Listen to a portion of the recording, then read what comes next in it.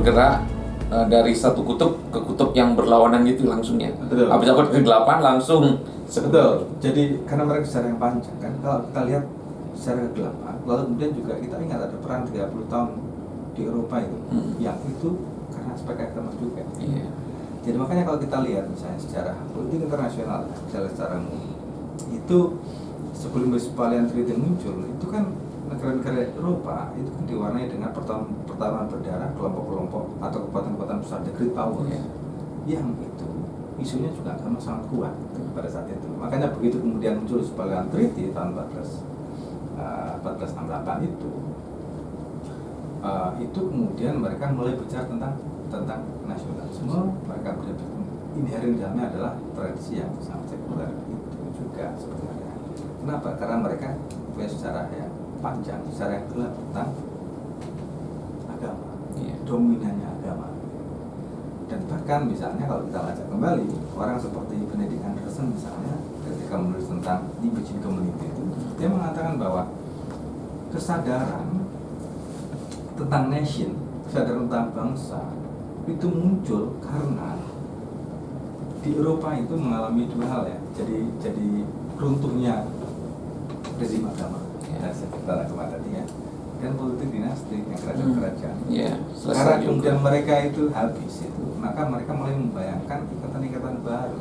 Dan mereka menemukan itu dalam tradisi nation, bangsa, yang itu nanti menjadi basis nation state yang kita akan hari ini.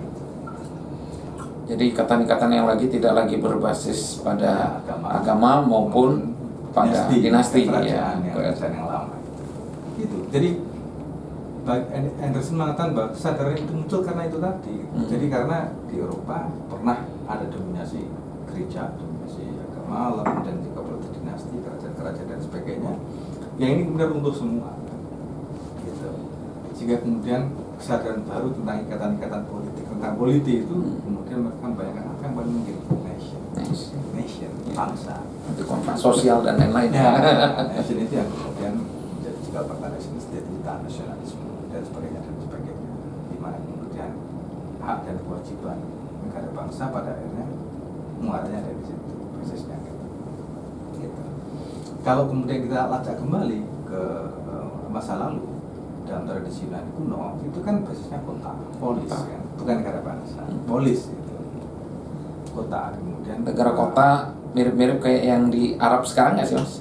Kalau negara kota zaman dulu itu, maksudnya nggak terlalu besar negaranya gitu kan? Tidak terlalu besar, tapi kan tidak serumit negara bangsa yang kita pengen. Jadi polis itu politik, komunitas politik yang kemudian tidak relatif besar dan tidak sekompleks seperti negara yang ada sekarang itu ya. Ada politik internasional, kalau kan panjang sekali tuh. Pada saat itu tentu saja tidak. Tapi yang menjadi menarik adalah bagaimana mereka misalnya mulai membicarakan tentang warga negara. Jadi apa yang disebut dengan warga negara atau apa yang disebut dengan citizen itu adalah mereka yang terlibat atau berpartisipasi dalam konteks kota tadi, polis. Mereka terlibat di sana. Membicarakan kebijakan polisnya ya. Terlibat gitu. Mereka terlibat dalam proses yang berhubungan dengan publik, yang berhubungan dengan polis, yang berhubungan dengan kota di sana pada saat itu. Nah, mereka yang terlibat dalam urusan publik, urusan polis ini yang disebut dengan citizen. Mereka yang tidak terlibat bukan citizen. Atau dalam bahasa yang lain, mereka yang terlibat dalam urusan polis itu disebut dengan politas gitu ya, kalau saya bacanya. Mereka yang tidak terlibat atau nggak mau terlibat itu yang disebut dengan idiots. Jadi idiot itu yang kita kemarin itu sebenarnya pada awalnya adalah mereka yang bukan warga negara. Mereka yang tidak mau atau tidak mau tahu dengan urusan publik, urusan kota. Idiot itu. Jadi bukan orang yang kalau sekarang kan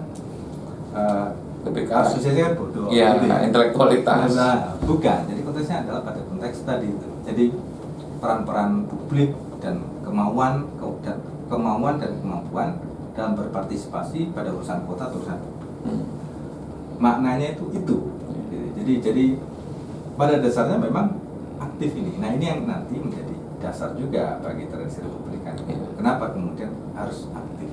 Karena pada dasarnya adalah citizen itu ya aktif terlibat dalam tradisi polis atau urusan publik. Memang ada kelompok-kelompok yang kemudian memang tidak terlibat di sana karena memang pada masanya itu seperti anak, perempuan dan sebagainya, mereka tidak punya peran. Budak. Ya, budak, anak, perempuan, mereka tidak independen.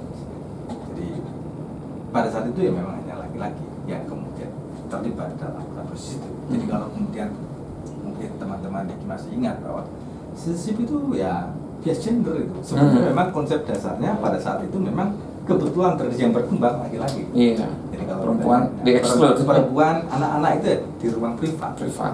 Ya terlibat urusan publik. Dan urusan publik itu ya laki-laki. Laki-laki. Yang dianggap punya kemampuan. Tapi pada akhirnya kan konsep kewarganegaraan kan enggak ya seperti pada akhirnya ya citizenship kita nggak bicara tentang perempuan atau laki-laki, tapi siapapun yang kemudian bisa terlibat dalam urusan kota atau urusan publik, yaitu citizen.